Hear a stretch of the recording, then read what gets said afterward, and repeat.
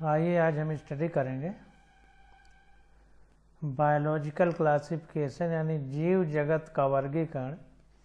तो अभ्यास के अंतर्गत दिए गए प्रश्नोत्तर। तो पहला प्रश्न हमारा क्या है, कह रहा है वर्गीकरण की पद्धतियों में समय के साथ आए परिवर्तनों की व्याख्या कीजिए।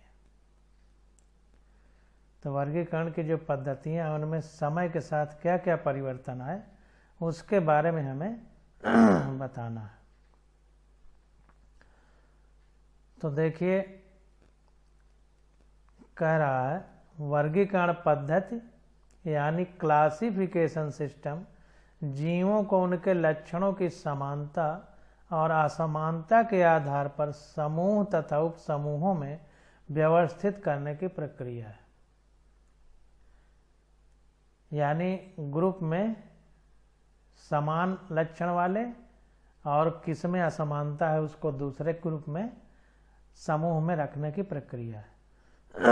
प्रारंभिक पद्धतियां कृत्रिम थीं यानी आर्टिफिशियल थी, मनुष्य के द्वारा सोची गई थी। उसके पश्चात प्राकृतिक तथा जाति वृत्तीय वर्गीकरण पद्धतियों का विकास हुआ।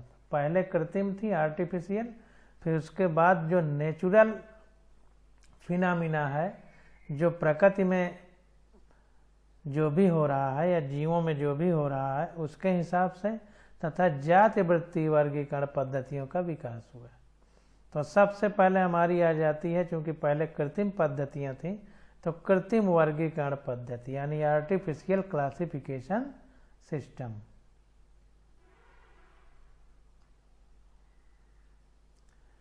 तो आर्टिफिशियल क्लासिफिकेशन सिस्टम में देखते हैं, इस प्रकार के वर्गीकरण में वर्षी लक्षणों वर्धी होना चाहिए। वर्धी लक्षणों यानी वेजिटेटिव कैरेक्टर या पुमंग यानी एंड्रूसियम के आधार पर पुष्पी पौधों का वर्गीकरण किया गया है।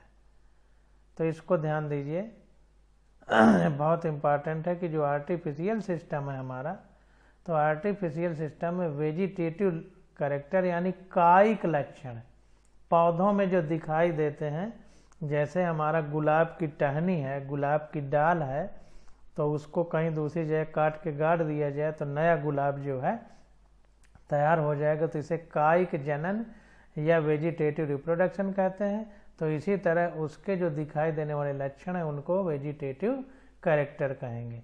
या पुमंग, देखिए पुमंग और जायांग दो भाग होते हैं।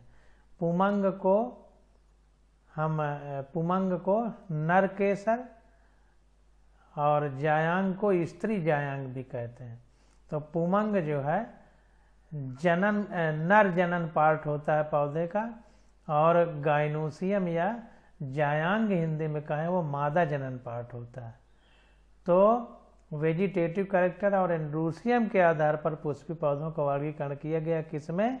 कृत्रिम वर्गीकरण पद्धति या आर्टिफिशियल क्लासिफिकेशन सिस्टम में। अब देखिए, कैरोलस लिनियस ने पुमंग के आधार पर वर्गीकरण प्रस्तुत किया। तो जो कैरोलस लिनियस थे हमारे, इन्होंने जो है पुमंग के आधार पर वर्गीकरण प्रस्तुत किया। कैरोलस लिनियस ने पुमंग के आधार पर वर्गीकरण प्रस्तुत किया। परंतु कृत्रिम लक्षणों के आधार पर किए गए वर्गीकरण में जिन पौधों के समान लक्षण थे उन्हें अलग अलग तथा जिनके लक्षण असमान थे उन्हें एक ही समूह में रखा गया था। इसको ध्यान दीजिए, जो कृत्रिम पद्धति वाला वर्गीकरण था इसमें एक बुराई ये थी कि समान लक्षण वालों को एक साथ रखना चाहिए, लेकिन समान लक्षण वालों को अलग अलग समूह में रखा गया। अब विपरीत यानी असमान लक्षण वालों को एक ही समूह में रखा गया। यह वर्गीकरण की दृष्टि से सही नहीं था। ये वर्गीकरण आजकल प्रयोग नहीं होते। तो चूंकि इस तरह की भ्रांतियां थी, इस तरह की गलतियां थी, इसलिए इस वर्गीकरण को आजकल उपयोग में नहीं लाया जाता है। आगे देखते हैं प्राकृतिक वर्गीकरण पद्धति, नेचुरल क्लासिफिकेशन सिस्टम। इसमें देखते हैं क्या है। प्राकृतिक वर्गीकरण पद्धति में पौधों के संपूर्ण प्राकृतिक लक्षणों को ध्यान में रखकर उनका वर्गीकरण किया जाता है। तो जाहिर सी बात है कि प्राकृतिक वर्गीकरण सिस्टम है, तो अब ये अंडरलाइन करने की जरूरत नहीं है कि प्राकृतिक लक्षणों को ध्यान में रखा जाता है। जाहिर सी बात है, प्राकृतिक वर्गीकरण है तो प्राकृतिक लक्षणों को ही वर्गीकरण में रखेंगे। पौधों की समानता निश्चित करने के लिए उनके सभी लक्षणों, विशेषता या पुष्प के लक्षणों का अध्ययन किया जाता है। तो ध्यान दीजिए कि पौधों की समानता को निश्चित करने के लिए पुष्प के लक्षणों का विशेषकर से अध्ययन किया जाता है। इसके अतिरिक्त पौधों की आंतरिक संरचना जैसे शारीरिकी, भ्रौणिकी एवं फाइकोकेमिस्ट्री आदि को भी वर्गीकरण करने में सहायक माना जाता है। तो इसके अतिरिक्त इंटरनल स्ट्रक्चर, आंतरिक संरचना मतलब इंटरनल स्ट्रक्चर, उसके शारीरिकी और भ्रौणिकी मतलब एम्ब्रियोलॉजी, भ्रूण में जैसे पेट में बच्चा पलता है तो उसको भ्रूण बोलते हैं कुछ दिनों तक, जिसको जाइगोट इंग्लिश में बोलते थे हम लोग, जाइगोट, तो वही भ्रौणिकी के अंतर्गत आएगा। और फाइकोकेमिस्ट्री मतलब उसके केमिकल रिएक्शन क्या हो रहे हैं, फाइकोकेमिस्ट्री के अंतर्गत इसका अध्ययन, इन सब चीज़ों का अध्ययन करेंगे हम प्राकृतिक क्लासिफिकेशन करते समय। तो यहाँ पर देखिए फाइटोकेमिस्ट्री जो शब्द है, तो फाइटोकेमिस्ट्री का मतलब है कि फाइटो मीन्स प्लांट, तो प्लांट से कुछ केमिकल निकलते हैं, उन केमिकल की स्टडी करके उसके अंदर होने वाले उपापचय क्रियाओं यानी मेटाबॉलिज्म आदि सबका अध्ययन किया जाता है। और शारीरिकी को इंग्लिश में मार्फोलॉजी बोलते हैं। मार्फोलॉजी का मतलब उसकी बाहरी संरचना जो है पौधे की, उसका अध्ययन। आवृत बीजियों का प्राकृतिक लक्षणों पर आधारित वर्गीकरण जॉन्स बेंथम तथा जोसेफ डाल्टन हुकर द्वारा सम्मिलित रूप से प्रस्तुत किया गया, जिसे उन्होंने जेनेरा प्लांटेरम नामक पुस्तक में प्रकाशित किया। यह वर्गीकरण प्रायोगिक यानी प्रैक्टिकल कार्यों के लिए अत्यंत सुगम तथा प्रचलित वर्गीकरण है। तो इसको ध्यान देना है। आवृत बीजी और अनावृत बीजी दो पौधे होते हैं।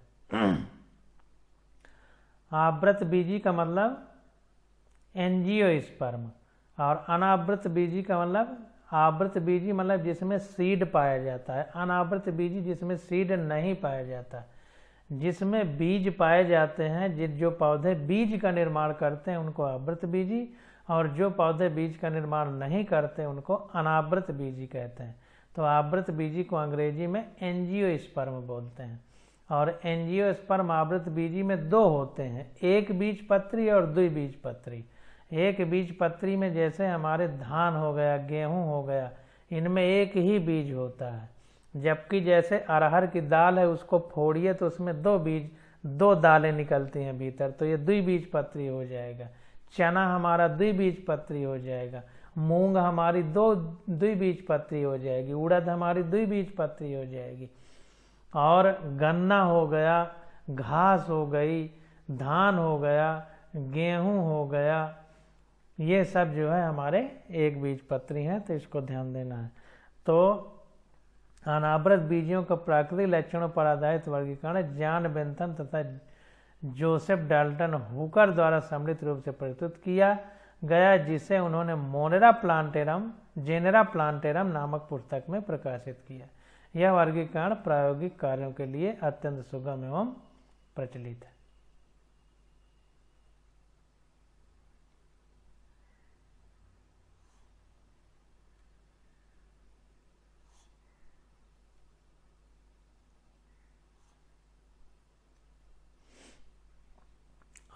जाति वृत्तीय वर्गीकरण पद्धति यानी फाइलोजेनिक क्लासिफिकेशन सिस्टम, तो इसको देखते हैं।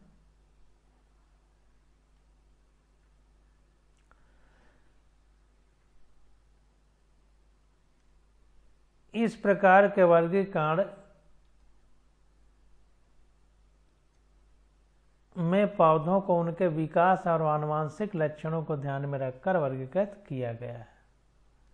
तो इसको ध्यान दीजिए कि इस प्रकार के वर्गीकरण में पौधों के विकास और उनके आनुवंशिक लक्षणों को ध्यान में रख के वर्गीकरण किया गया है, यानी उनका इवोल्यूशन और आनुवंशिक हेरिडिटरी कैरेक्टर इसको बोलते हैं। आनुवंशिक लक्षण मतलब जो एक पीढ़ी से दूसरी पीढ़ी में जाते हैं। जैसे आपके लक्षण जो है आपके माता पिता से आए हैं, तो ये इनको आनुवांशिक लक्षण कहेंगे। विभिन्न कुलों एवं वर्गों को इस प्रकार व्यवस्थित किया गया है जिससे उनके वंशानुक्रम का ज्ञान हो। तो विभिन्न कुलों एवं वर्गों को इस प्रकार वर्गीकृत किया गया है कि उनके वंशानुक्रम का ज्ञान हो, जैसे उनके वंश के बारे में पता चले। इस प्रकार के वर्गीकरण में यह माना जाता है कि एक प्रकार के टेक्सा का विकास एक ही पूर्वजों यानी एंसेस्टर से हुआ है। तो इसको ध्यान दीजिए कि इस प्रकार का जो वर्गीकरण है उसमें एक ही प्रकार के जो टेक्सा है, टेक्सा का मतलब एक ही तरह के समान लक्षण वाले ग्रुप जो हैं उनको एक ही पूर्वज यानी एंसेस्टर से उत्पन्न हुआ माना जाता है।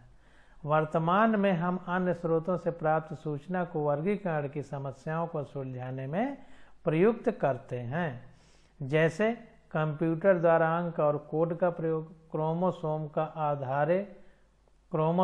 आधार एवं रासायनिक अवयवों का भी उपयोग पादप वर्गीकरण के लिए किया जाता है। तो इसको ध्यान देना है।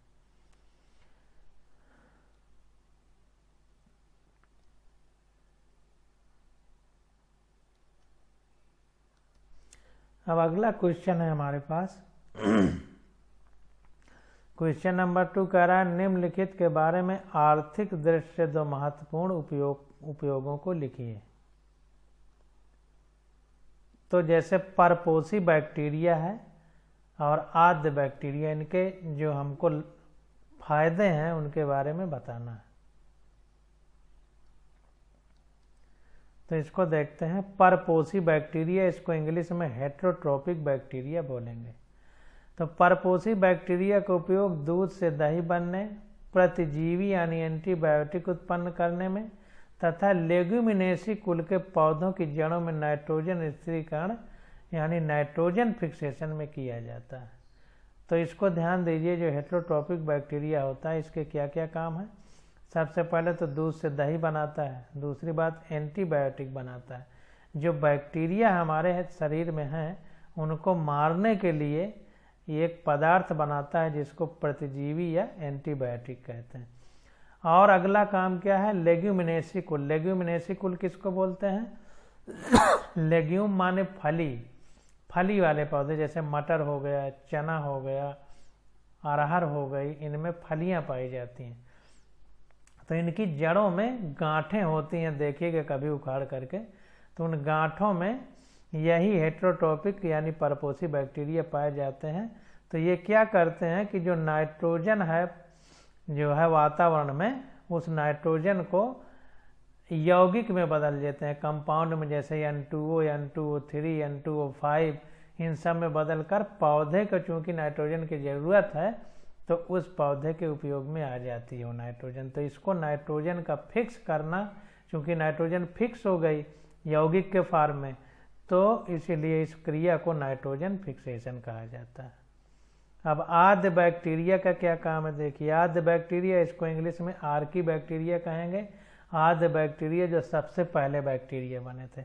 तो आद्य बैक्टीरिया का उपयोग गोबर गैस, बायोगैस निर्माण तथा खानों यानी माइंस में किया जाता है। तो बायोगैस और माइंस में इसका उपयोग किया जाता है। और ये हेटेरोट्रोपिक तो दूध से दही बनने, एंटीबायोटिक, नाइट्रोजन फिक्सेशन, लेग्यूमिनेसी कुल में नाइट्रोजन फिक्सेशन में इसका उपयोग होता है। अगला क्वेश्चन देखते हैं। क्वेश्चन नंबर 3, डायटम की कोशिका भित्ति के क्या लक्षण हैं। तो डायटम की कोशिका भित्ति के, हम लोग डायटम पीछे पढ़े एनसीईआरटी में। तो डायटम की कोशिका भित्ति में सिलिका पाई जाती है। तो सिलिका की बनी होती है। कोशिका भित्ति 2 भागों में विभाजित होती है।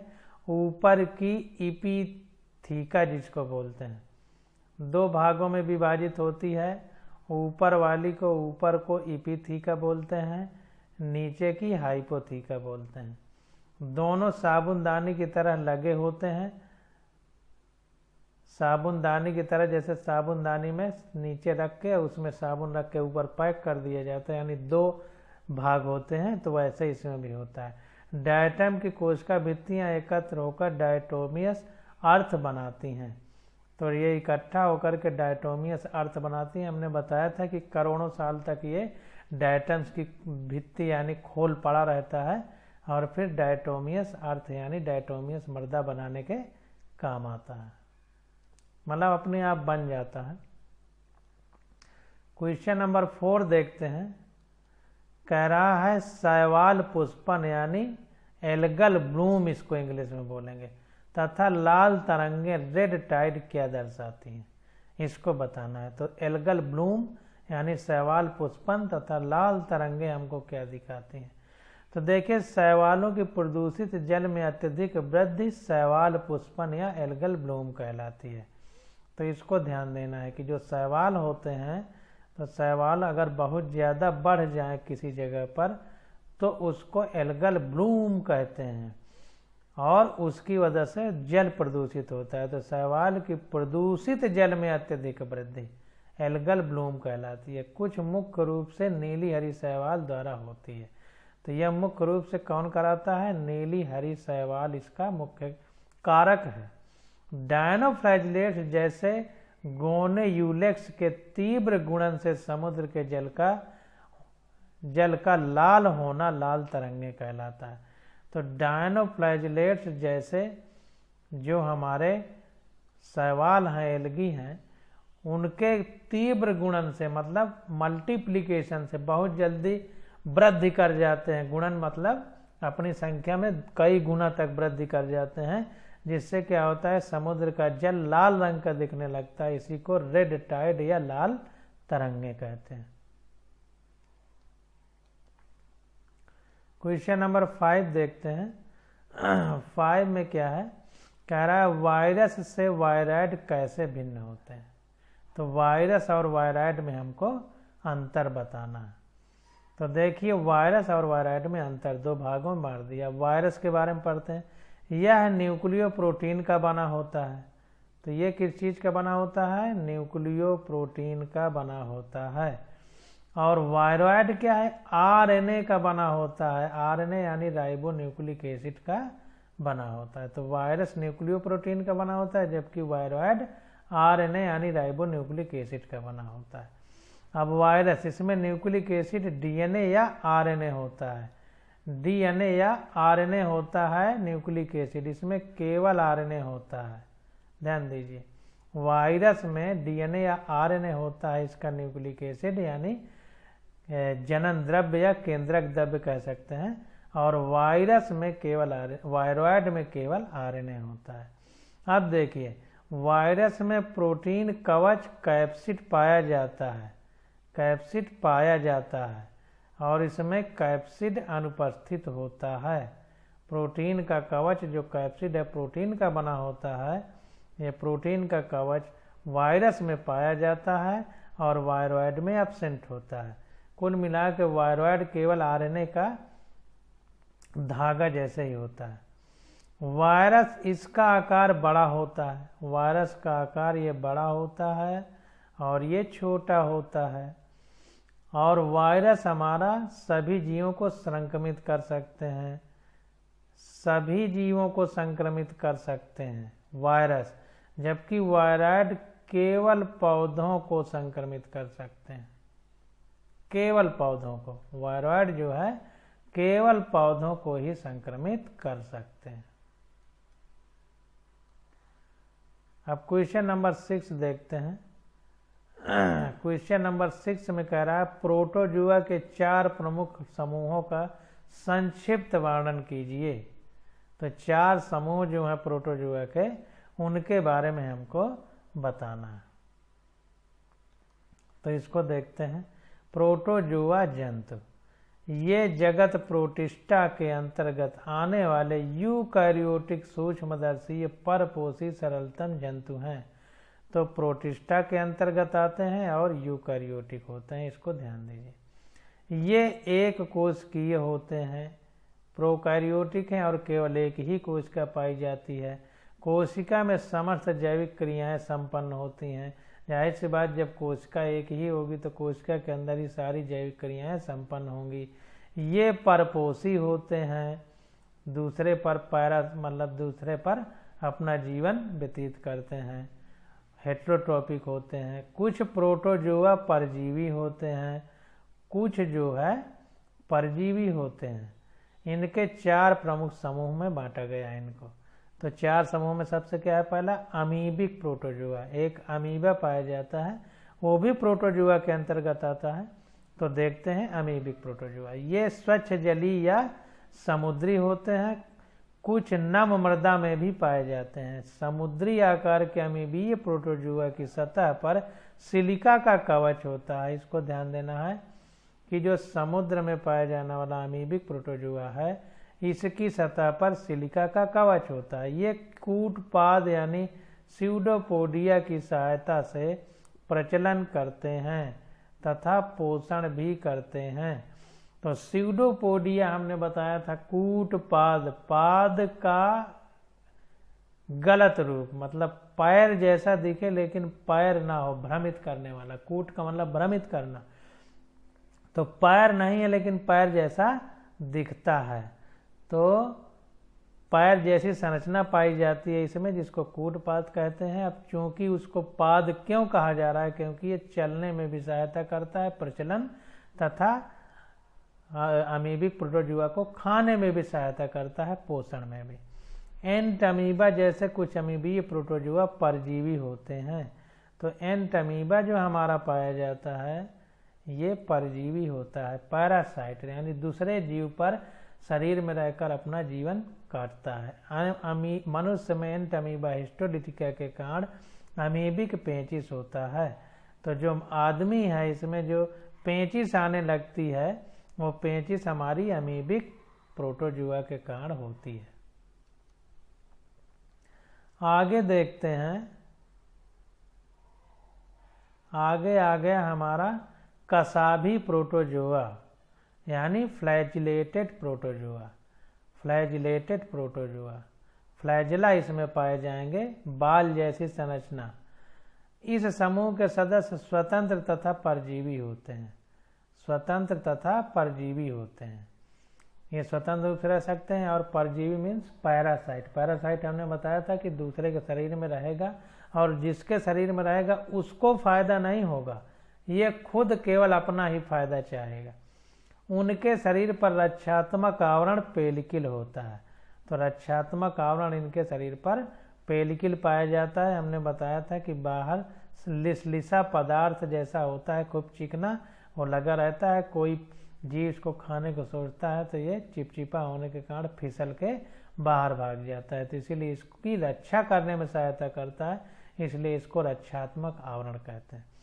प्रचलन तथा पोषण में कसाब सहायता करते हैं। देखिए वहाँ पर स्यूडोपोडिया था, कूटपाद, यहाँ पर फ्लैजिला है। फ्लैजिला हमारे चलने में और खाना न्यूट्रिशन में इसकी सहायता करते हैं। ट्रिपैनोसोमा परजीवी से निद्रा रोग, लिस्मानिया से काला आजार रोग होता है। तो ट्रिपैनोसोमा जो है हमारा, इससे निद्रा रोग हो जाता है, जिसको स्लीपिंग सिकनेस कहते हैं, और लिस्मानिया डोनोआनिन से हमारा काला आजार होता है। काला आजार ये बीमारी होती है, सिर्फ इसका नाम याद रखिए और कुछ आपको याद रखने की जरूरत नहीं है। तो ये सब ट्रिपैनोसोमा से स्लीपिंग सिकनेस, लिस्मानिया से काला आजार रोग होता है। ये क्वेश्चन में पूछा जाएगा। अब इसको देखते हैं, यहाँ पर ये अमीबा देखिए ऊपर बनाना चाहिए तो नीचे फिगर बना दिया है। अमीबिक प्रोटोजोआ जब पढ़ रहे थे तो उसमें बनाना चाहिए। तो ये अमीबा की संरचना है। अमीबा में देखिए यहाँ पर न्यूक्लियस यानी केंद्रक पाया जाता है, केंद्रक होता है, और यहाँ पर जो है कॉन्ट्रैक्टाइल वैक्यूल होती है। इसको हिंदी में संकुचनशील रिक्तिका बोलते हैं। ये क्या होती है, फैलती सिकुड़ती रहती है, तो इसमें पानी इकट्ठा होता है। तो जो पानी में पाया जाता है, तो इसके अंदर पानी भर के ये फट न जाए, तो ये संकुचनशील रिक्तिका यानी कॉन्ट्रैक्टाइल वैक्यूल में पानी भरता है, और ये धीरे धीरे फट के बाहर उस पानी को निकालती रहती है। इससे अमीबा फटता नहीं। फूड वैक्यूल, ये देखिए खाने के छोटे छोटे टुकड़े हैं, अंदर पाए जा रहे हैं। गुहा पाई जाती है, वैक्यूल माने खाली जगह, तो गुहा पाई जाती है, उसी में जो किनारे ये ऐसे फैलती है बाहर की तरफ, इस तरीके से, और ये यहाँ पे फट जाती है, ये नहीं रहती है दीवार, तो कोई भी पानी में कीटाणु होता है इसके अंदर आ जाता है और ये फिर अंदर आके इस तरह बनती चली जाती है और अंदर खाना पचा करके ये बाहर फिर ख़त्म हो जाती है। स्यूडोपोडिया देखिए कूटपाद, इस तरह के पैर बना के ये अमीबा चल सकता है, उसी से खाना भी ले सकता है। प्लाज्मा लेमा देखिए, बाहर वाली झिल्ली को प्लाज्मा लेमा कहते हैं। देखिए इक्टोप्लाज्म, ये अंदर वाला इंडोप्लाज्म है। अंदर वाला जो द्रव्य होगा तरल पदार्थ उसको इंडोप्लाज्म बोलेंगे और बाहर वाले को इक्टोप्लाज्म बोलेंगे, बाहर वाला। तो इसको ध्यान दीजिए। और ये यूरोइड पाया जाता है, लास्ट में यूरोइड बनता है इसके शरीर में। ये जो यूरोइड होता है ये इम्यून रिस्पांस, जो होस्ट का इम्यून रिस्पांस होता है उससे अमीबा को बाहर निकालने का प्रयास करता है, यानी प्रतिरक्षा तंत्र। एक तरह से इसको प्रतिरक्षा तंत्र की तरह यूज होता है अमीबा के लिए यूरोइड। अब आगे देखते हैं सीलिएट प्रोटोजोआ, यानी पक्षमाभी। फ्लैजेला के थे क्या थे, बड़े बड़े होते थे, सीलिया थोड़ा छोटे होते हैं, तो पक्षमाभी या सीलिया छोटे होते हैं। तो इसके बारे में पढ़ते हैं।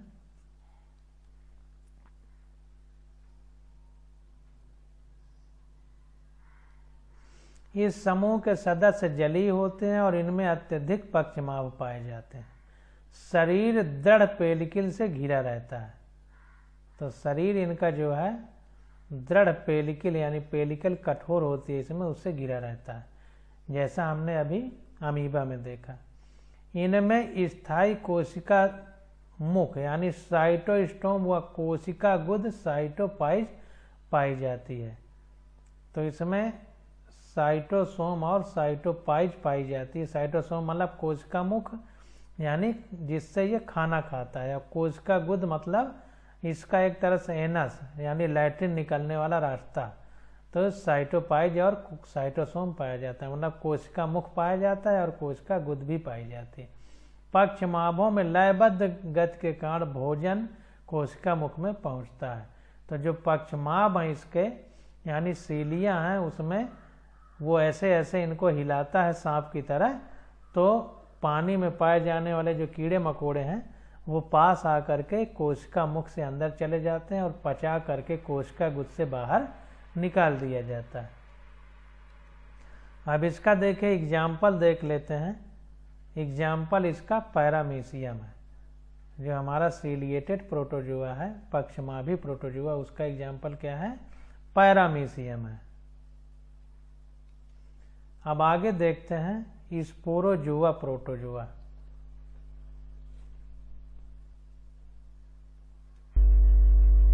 तो स्पोरोजोआ प्रोटोजोआ में देखते हैं, ये अंतः परजीवी होते हैं, इसको ध्यान दीजिए। अंतः परजीवी मतलब अंदर पाए जाते हैं शरीर के। इनमें प्रचलनांग का अभाव होता है, लोकोमोटरी आर्गन का अभाव होता है, मतलब ये चल फिर नहीं सकते। चलने वाले जितने भी अंग, जैसे स्यूडोपोडिया होता था अमीबा में, पैरामीशियम में सीलिया होते थे, किसी में फ्लैजेला होते थे, कसाब होते थे, तो वो सब इसमें नहीं पाया जाता है। कोशिका पर पेलिकल का आवरण होता है, तो पेलिकल का आवरण पाया जाता है। इनके जीवन चक्र में संक्रमण करने योग्य बीजाणुओं का निर्माण होता है। तो संक्रमण करने योग्य बीजाणुओं का निर्माण होता है जो जीवों में इन्फेक्शन कर सकते हैं। मलेरिया परजीवी प्लाज्मोडियम के कारण कुछ दशक पूर्व होने वाले मलेरिया रोग से मानव आबादी पर कुप्रभाव पड़ा था। तो मलेरिया परजीवी जिसका नाम प्लाज्मोडियम है, तो ये जो है मलेरिया रोग उत्पन्न करता है, जो मानव आबादी में बहुत पहले मलेरिया बहुत ज्यादा फैलता था, तो इसको घातक बीमारी समझा जाता था। अब देखें यहाँ पर ये पैरामीशियम का फिगर यहाँ बनाया है, जो ऊपर बनाना चाहिए, तो इसको देख लेते हैं। तो पैरामीशियम में देखिए पेलिकल, बाहर वाली कवरिंग जो है इसको पेलिकल बोलेंगे। पैरामाइसीलियम देखिए इसमें पाए जाते हैं, छोटे छोटे स्ट्रक्चर बने हैं जिनका नाम है पैरामाइसीलियम।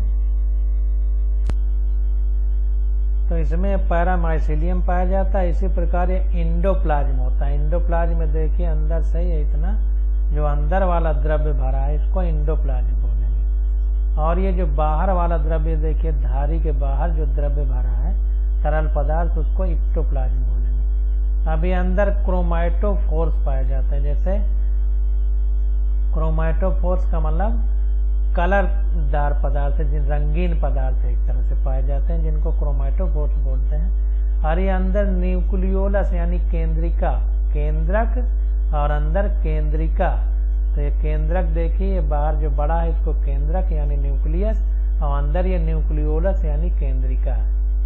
अब जो है यहाँ पर देखिए बेसल ग्रेन्यूल पाए जाते हैं। क्योंकि बेस का मतलब आधार हिंदी में, तो ये दो फ्लैजिला हमारे निकले हुए हैं कसाब। एक छोटा है जिसको ये लंबवत यानी लॉन्गिट्यूडनल है और ये ट्रांसवर्स कह सकते हैं। तो ये जो है फ्लैजिला है।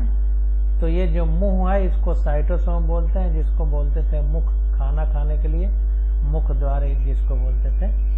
तो ये साइटोस्टोम है और ये यहाँ पर बेसल ग्रेन्यूल छोटे छोटे दाने जैसी संरचना होती हैं आधार में पाए जाते हैं, इसलिए बेसल ग्रेन्यूल कहते हैं। और यहाँ पर एक रिजर्वायर है। ये रिजर्वायर का मतलब यहाँ पर ये फूड मटेरियल को रिजर्व कर सकता है या किसी भी चीज को।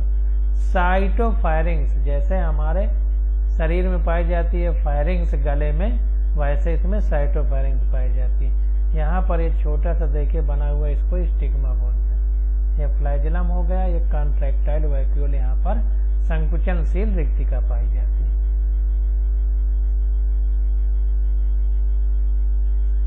अब अगला क्वेश्चन नंबर 7 है, तब इसकी स्टडी हम लोग अगले लेक्चर में करेंगे।